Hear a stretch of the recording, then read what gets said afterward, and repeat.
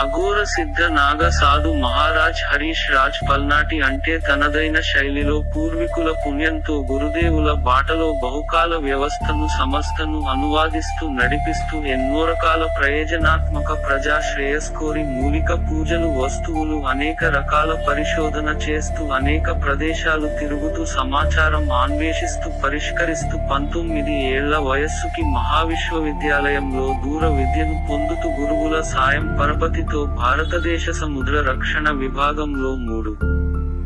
ఏళ్లు విధులు నిర్వర్తించి రక్షణే కాదు సామర్థ్య శిక్షణ ధర్మ రక్షణ సామర్థ్యాన్ని తనలో శక్తిని పూర్విక దైవాన్ని గురుదేవులని నమ్మి విశ్వాన్ని విశ్వాసాలని ఛేదిస్తూ అణువులను శక్తులను పరీక్షిస్తూ పదుగురికి అర్థమయ్యేలా చెప్పి చేసే విధానాలతో శివోహంను స్థాపించి తద్వారా అనేక రకాముల వృత్తులు స్వయం ఉపాధులు వ్యాపారాలు